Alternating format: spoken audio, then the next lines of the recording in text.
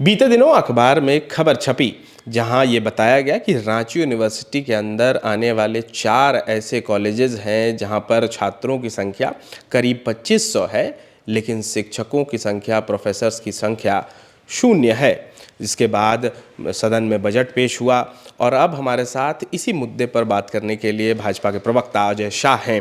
अजय जी, आप बता रहे थे कि शिक्षा की जो स्थिति है झारखंड में, खास करके कॉलेजेस में, जिस तरह के अखबार में भी रिपोर्ट्स हैं, बहुत तरीके की चर्चा है, शिक्षक की बहाली, प्रोफेसर्स की बहाली नहीं हो पा रही है। क्या, कैसे देख रहे हैं इसको? देखिए, बाबा साहब बी आर अम्बेडकर ने एक बहुत अच्छी बात कही थी। उन्होंने कहा था कि social democracy should come before political democracy. यानी कि उन्होंने कहा कि संविधान ने आर्टिकल 14 दिया, कहा कि आप सब हमारी नज़र में बराबर हैं, लेकिन समाज में जो है जाति का जो है ऊंच नीच है, अमीर गरीब का ऊंच नीच। तो बाबा साहब अम्बेडकर ने ये कहा कि जब तक समाज में इक्वलिटी नहीं आएगा तब तक संविधान जो इक्वलिटी को पूरा नहीं कर सकता है। इसलिए समाज में बदलाव जो सबसे पहले आना चाहिए, और इसी समाज में बदलाव के लिए उन्होंने सबसे बड़ा जो वे बताया वो शिक्षा को बताया था। और मैं इस बाबा साहब अम्बेडकर के का जो कथन था इसको कोट इसलिए कर रहा हूँ क्योंकि झारखंड में हमने ये चीज़ देखा है कि झारखंड में आप कुछ भी मांगिए उसका सॉल्यूशन एक बहुत अटपटा सा आता है। यानी कि हम ये कह रहे हैं कि हॉस्पिटल जो है, हॉस्पिटल्स में दवाइयाँ नहीं मिल रही है, डॉक्टर्स नहीं मिल रहे हैं, ब्लड बैंक में ब्लड नहीं मिल रहा है, तो आपका जवाब ये आता है कि हम 5 नए हॉस्पिटल्स बनाएंगे, बड़ी बड़ी बिल्डिंग्स बनाएंगे। हम ये कहते हैं कि थाने में FIR दर्ज नहीं हो रहा है, जस्टिस नहीं मिल रहा है, तो जवाब आता है कि हम 10 नए थाने बनाएंगे। यानी कि सरकार के पास हर जो प्रॉब्लम उसका एक ही सॉल्यूशन है, वो है नई बिल्डिंग्स बनाएंगे। सेम चीज़ शिक्षा के लिए भी है। शिक्षा के लिए बार बार यहाँ पर डिमांड किया जाता है, टीचर्स की कमी का जिक्र किया जाता है, प्रोफेसर्स की कमी का जिक्र किया जाता है, बेसिक जो सुविधाएं देनी चाहिए एग्जामिनेशन में उसका जिक्र किया जाता है, पर उसका सॉल्यूशन सरकार की तरफ से आता है कि हम नई नई बिल्डिंग्स जो वो बनाएंगे।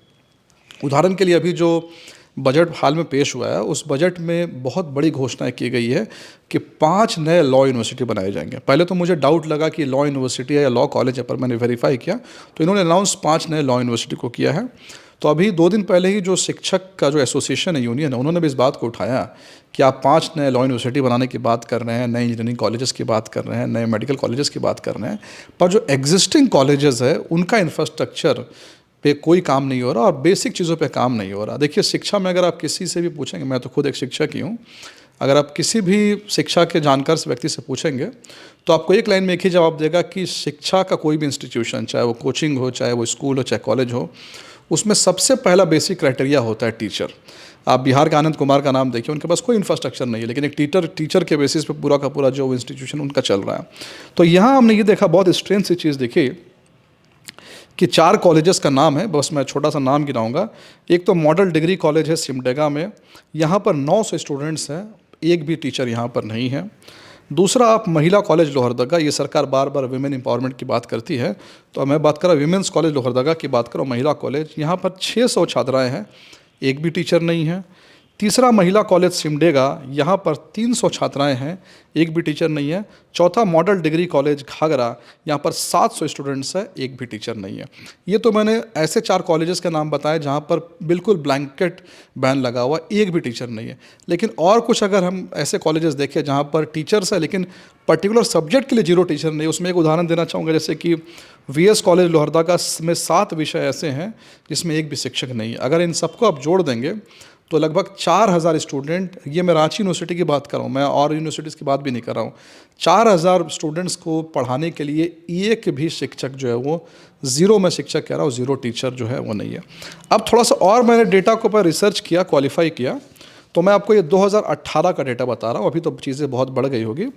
तो रांची यूनिवर्सिटी में जो टीचर्स की वैकेंसी है वो 268 है, विनोबा भवन में 188, सिद्धो कानून यूनिवर्सिटी में 188, नीलांबर पीताम्बर में 161 और कोल्हान यूनिवर्सिटी में 364।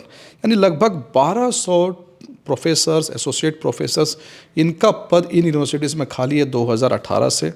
2-3 साल से टीचर की वैकेंसी निकलती है, तो कभी वैकेंसी में एरर आता है, उसमें रेक्टिफाई किया जाता है, कभी रिजर्वेशन पॉलिसी को ठीक किया जाता है, कभी मालूम चलता है सब कुछ ठीक है तो JPSC का चेयरमैन जो वो नहीं है तो मामला रुक जा रहा है। कुल मिलाकर के जहाँ तक रिज़ल्ट ये है कि टीचर्स की भारी कमी है।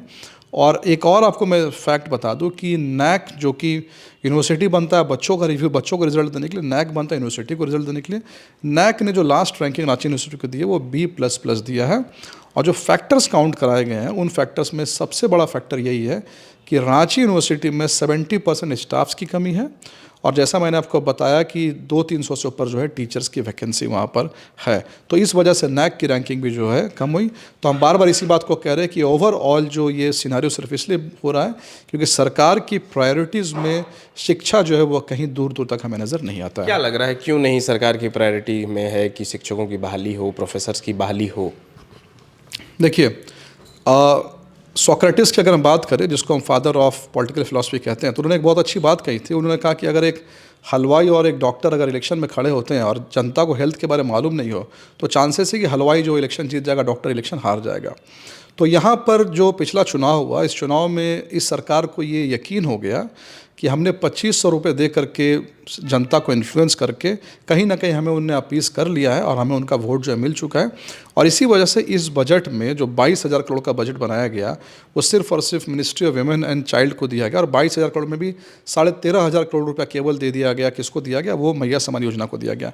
यानी सरकार का पूरा कंप्लीट फोकस इसी बात पर है कि हमें यहाँ पर 2500 रुपये देने हैं और किसी तरह से हमें जो है वोट मिल भी चुका है और आगे भी मिल जाएंगे और हम इसी से इलेक्शन जीतते रहेंगे। यानी इनके ऊपर कहीं भी छात्रों का प्रेशर जो होता हुआ इन्हें नहीं दिख रहा है। कहीं पर छात्र प्रेशर डाल रहे हैं, जैसे छात्रों के बहुत अच्छे बड़े बड़े प्रोटेस्ट हुए हैं, तो वहाँ पर इन लोगों ने उनके ऊपर में बहुत सीवियर केसेस लगा दिए, चार्जेस लगा दिए। और यहाँ पर एक और चीज़ आप देखिए, जैसे कि मान लीजिए आप अगर झारखंड का डेटा देखेंगे तो झारखंड में 12th पास करने के बाद में बहुत सारे बच्चे जो है बाहर पढ़ने चले जाते हैं, पुणे, बेंगलोर, दिल्ली जाते हैं।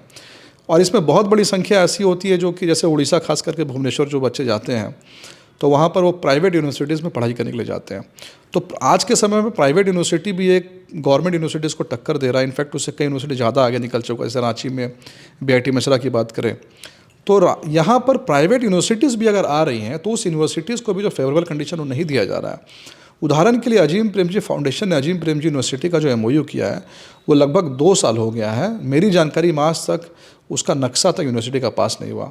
अजीम प्रेमजी इतने बड़े कॉरपोरेट का जो का यूनिवर्सिटी बनने वाला है, क्या पैसे की कभी कमी नहीं होगी? उनको फीस से ज़्यादा कोई मतलब नहीं है क्योंकि वो बहुत बड़े कॉरपोरेट्स का, और वो अजीम प्रेमजी चैरिटी पे अपना जो है चलाते यूनिवर्सिटी, लेकिन आज तक उसका नक्शा नहीं पास हुआ है। और जो और भी प्राइवेट यूनिवर्सिटीज़ है, जैसे कि आरकेडीएफ ने भी नामकुम के साइड में, जहाँ जानकारी मुझे ज़मीन ली, पर उनको भी नक्शा में जो है 2 साल से दौड़ाया जा रहा है। बाकी कई यूनिवर्सिटीज़ का जो है पूरे झारखंड में यही जो है वो हश्र है। तो शिक्षा इस सरकार की प्रायोरिटी में कहीं नज़र नहीं आता और इसका खामियाजा हमें आज ये देखने को मिल रहा है और फ्यूचर में भी जो कहीं ना कहीं इसका खामियाजा देखने को मिलेगा।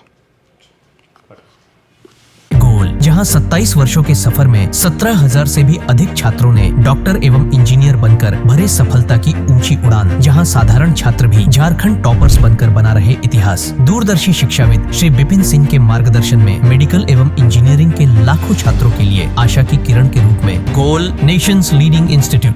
बायोम सिर्फ मेडिकल प्रिपरेशन का संस्थान। बायोम से लगातार दूसरी बार नीट यूजी में 700 मार्क्स पार। 10th पास स्टूडेंट्स के लिए फाउंडेशन कोर्स, 11th पास स्टूडेंट्स के लिए फ्रेशर कोर्स और 12th पास स्टूडेंट्स के लिए टारगेट कोर्स 17 अप्रैल से शुरू हो रहे हैं। कॉल 7360066190 और visit Biom, circular road near women's college and Hinoo, Ranchi. thefollowup.in. Like, share, and subscribe. www.thefollowup.in